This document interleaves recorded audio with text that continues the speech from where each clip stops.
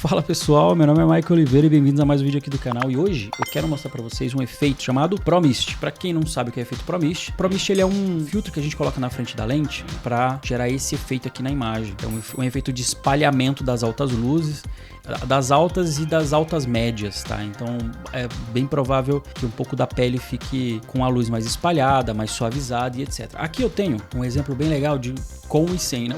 Com e sem, né? Aqui a gente pode ver que até as baixas luzes acabam sendo afetadas, mas porque a luz aqui as altas luzes ela é espalhada a ponto de meio que criar uma película por cima das baixas luzes, tá? Para criar esse efeito é super simples, assim, vamos até mostrar duas formas de criar ele. O primeiro dele aqui, a gente vai usar o Glow, tá? Vou clicar aqui e arrastar para cá. E a primeira coisa que eu vou fazer, assim que eu coloco, eu vou vir aqui em Select Output e vou trocar para Glow Alone. Assim eu consigo ver qual é a parte da imagem que esse Glow está afetando. E aqui no Shine Threshold eu vou diminuir para que ele afete mais partes da imagem. Então eu vou jogar mais ou menos aqui, não preciso ir muito longe não. E aqui em Spread, né, em Shape and Spread, eu vou aumentar ele para que tenha uma certa suavidade aqui na transição entre uma luz e outra, né? Eu posso até diminuir um pouquinho aqui e aumentar mais um pouco e diminuir mais um pouco aqui. Eu acho que tá legal. Você pode também fazer algumas modificações dependendo da imagem que você tá usando. Então, se a sua imagem não tem tanto brilho assim, você pode aumentar aqui o Gain, o Gamma, enfim. Você pode fazer outras modificações no Glow, tá? Eu vou voltar para cá agora, ó, em Glow in Image e vou em Composite Type trocar para Screen. Beleza, ele já criou esse efeito, só que esse efeito tá bem marcado, né? Então, assim, ele tá na imagem inteira.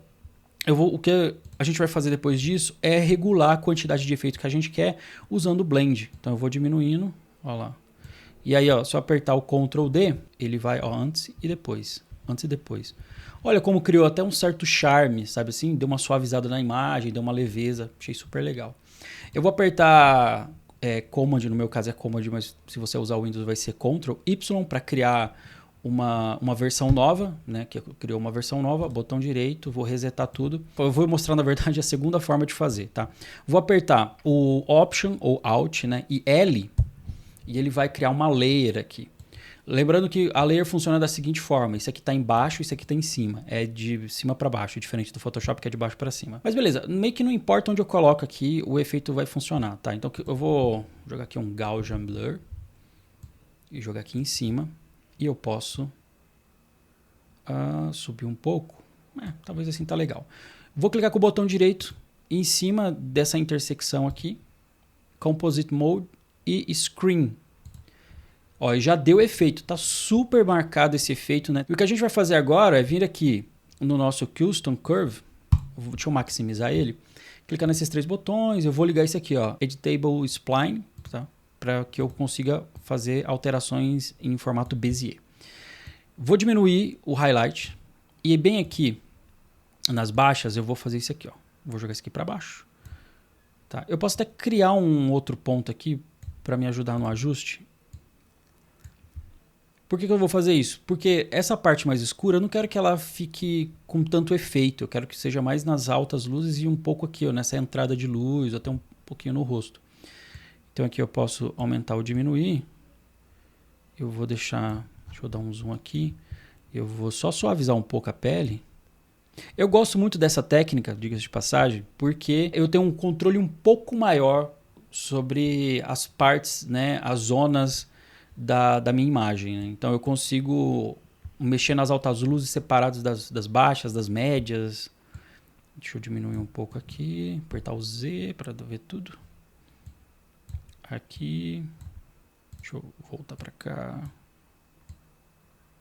Acho que tá legal. É isso mesmo.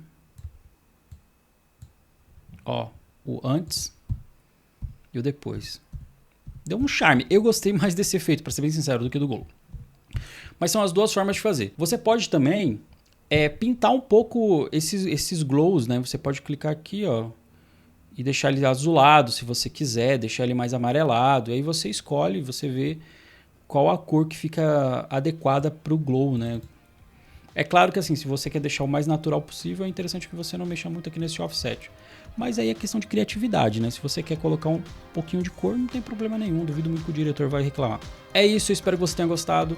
Qualquer dúvida, sugestão, feedback, deixa aqui nos comentários. Se você quer aprender um efeito novo, também deixa aqui nos comentários. Qualquer efeito que vocês colocarem aqui, eu vou colocar aqui na lista para mostrar como é que a gente pode fazer ele aqui no DaVinci Resolve. Não se esquece de se inscrever, apertar o sininho e de deixar um like. Forte abraço, beijo!